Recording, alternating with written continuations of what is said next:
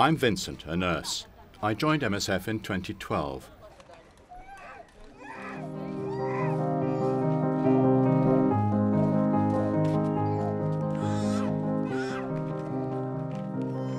I remember clearly when I was young, someone told me that it's a blessing if you have the ability to help others. Since then, I've always wanted to make use of my knowledge and go to other less developed countries to help people there.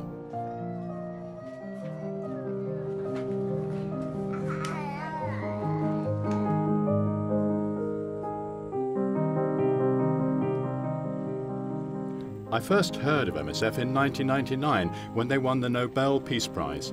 I thought they were amazing when I found out that it wasn't just individuals who can get the award, it could be a group of people. From then on, I started to learn more about MSF.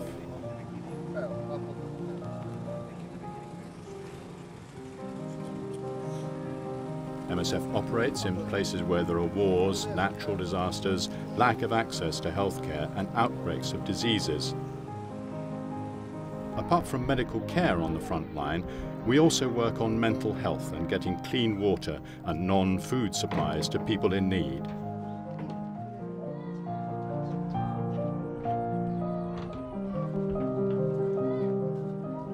We have patients coming to the hospital in very serious conditions, and we have to treat them with limited resources. Whenever I see patients being cured and going home in good health, I feel really happy.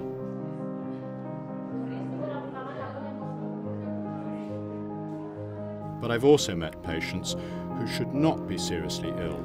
If they were in a place with all its facilities, most of them would survive. But out here, resources are very limited. Some of them don't make it.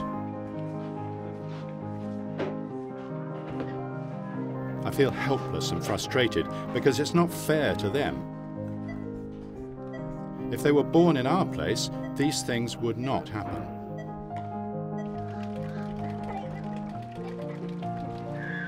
It's very important for me to go to the front line in person, not only to provide direct medical care, but also to pass on my knowledge to local people and to learn about their cultures and lifestyles.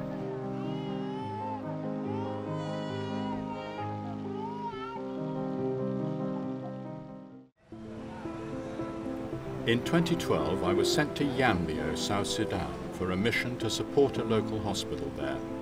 We mainly help pregnant women and children, and I'm working in the pediatric ward. I remember the information I got before I came said that child mortality rate here is over 100 times worse than Hong Kong.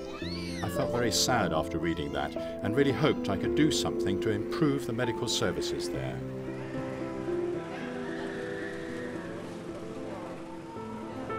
When I first arrived at the hospital, I was nervous but excited because it's been my dream since I was young.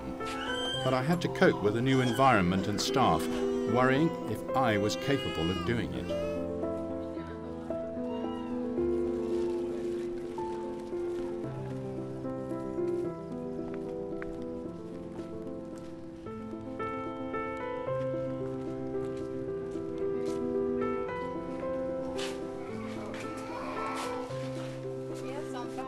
Moses is a kid from a remote area. He's come to our hospital with a burn.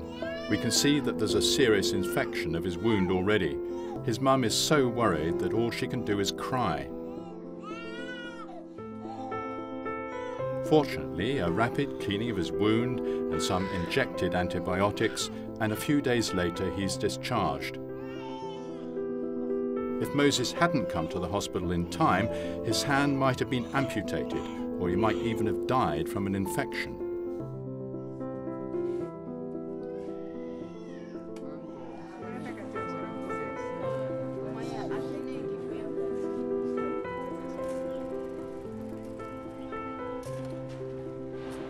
Many local women give birth at home.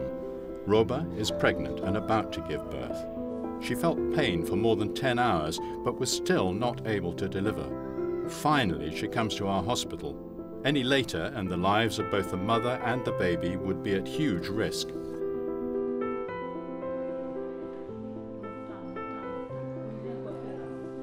We do a checkup with Roba immediately.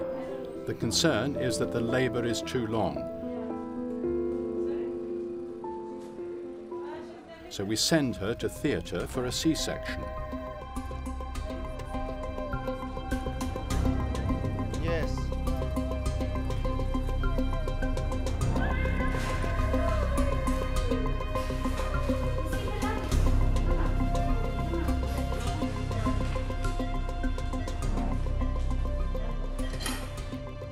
The surgeon makes a cut and finds that the baby's neck is entangled in the umbilical cord. It's critical, but luckily the doctor removes it in time. He hands me the baby, whose body has turned blue. I'm so worried that she might not survive. Fortunately, we work on her for a while, and we finally hear her cry, so we know she's fine. Roba and her daughter are safe, and we're happy.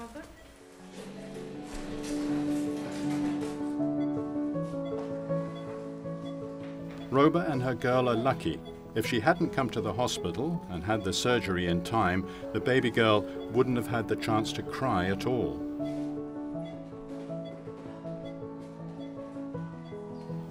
But not every frontline story has a happy ending. A child with malaria arrives at the hospital. His situation is very serious. Antonita, can you help me to pick the Yambio bag?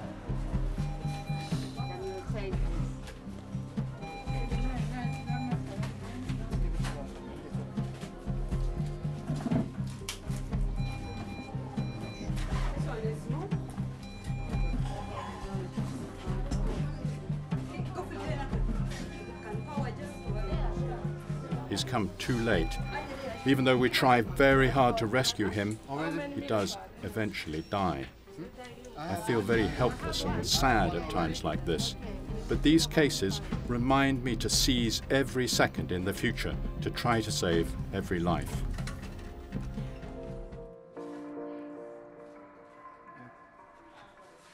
We are the only hospital here.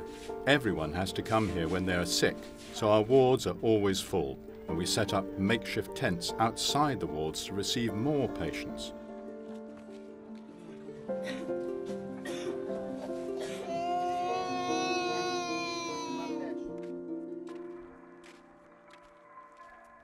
Most of them live in remote areas. They have to come to hospital on foot or take a motorbike for several hours.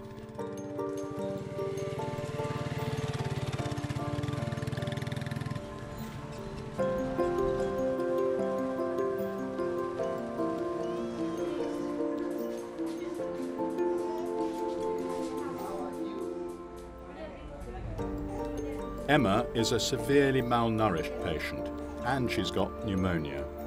Her family bring her to our hospital. When she arrives, she's very tired and has no appetite. We inject antibiotics right away and start the nutrition treatment. Seeing Emma getting better day by day, from being very sick and tired to finally being able to play happily with me, I feel a real joy, a real boost to the motivation. It makes me believe that even in a place with very few resources, we can still help many needy people.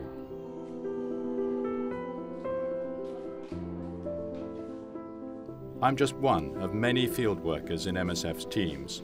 On the front line, there are people with a range of skills who come together with the same aim: to save lives.